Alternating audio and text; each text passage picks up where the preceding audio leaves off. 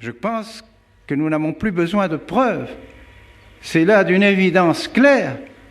La franc-maçonnerie a voulu introduire dans l'Église cette notion fausse de la liberté religieuse pour détruire la vérité de l'Église. Car pourquoi ont été persécutés Pierre et Paul et tous les martyrs?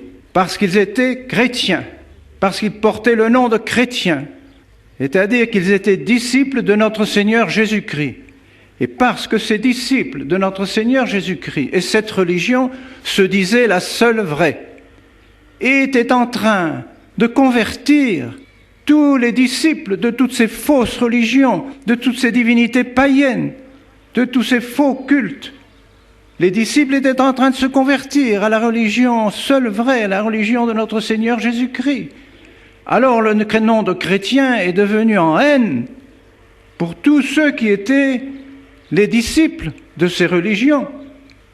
Et les empereurs, protecteurs de ces fausses religions, ont donc persécuté tous les chrétiens parce qu'ils disaient « Nous sommes la seule religion vraie. Si quelqu'un veut aller au ciel et faire son salut, il doit se convertir à notre Seigneur Jésus-Christ. » Mais c'est la première vérité élémentaire que notre Seigneur Jésus-Christ nous a enseignée lui-même. Et parce que Jésus-Christ est Dieu, voilà notre religion, voilà notre vérité, voilà ce qui fait notre difficulté avec Rome, mes bien chers frères.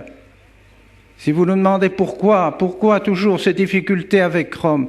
Parce que nous refusons l'œcuménisme, parce que nous refusons la liberté de toutes les religions, parce que nous n'avons qu'un Dieu, un seul Dieu, notre Seigneur Jésus-Christ, qui vit et règne dans l'unité du Père et du Saint-Esprit dans les siècles des siècles.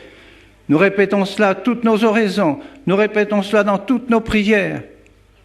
Il n'y a qu'un seul vrai Dieu, Jésus-Christ, qui vit et règne avec le Père et le Fils, qui vit et règne avec le Père dans l'unité du Saint-Esprit pour les siècles des siècles. Et alors nous sommes persécutés, évidemment, par tous les adeptes des fausses religions, bien sûr.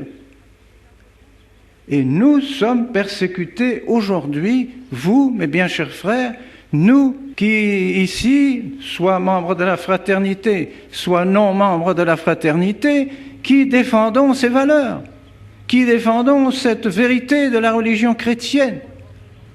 Vous n'êtes pas œcuméniste, vous n'avez plus le droit de rentrer dans nos églises, dans ces églises catholiques qui ont été faites pour la religion chrétienne, qui ont été faites pour honorer notre Seigneur Jésus-Christ comme seul Dieu, seul Sauveur, seul salut, par sa sainte croix, par son sacrifice. Nous sommes chassés de ces églises parce que nous refusons que toutes les religions y figurent. Et vous le savez bien, c'est courant, c'est quotidien. On reçoit les protestants, on reçoit les musulmans dans nos églises, on reçoit les francs-maçons, on donne la communion à n'importe qui. Dans nos églises, églises catholiques, églises faites pour la véritable religion. Alors il est normal que nous soyons chassés. Et oui, nous sommes chassés de ces églises, nous ne pouvons plus y prier, nous ne pouvons plus continuer le culte qui était celui d'autrefois dans ces églises et que nous voulons rétablir. Eh bien, si nous ne pouvons pas être dans les églises, nous garderons la foi. Nous garderons la foi en notre Seigneur Jésus-Christ.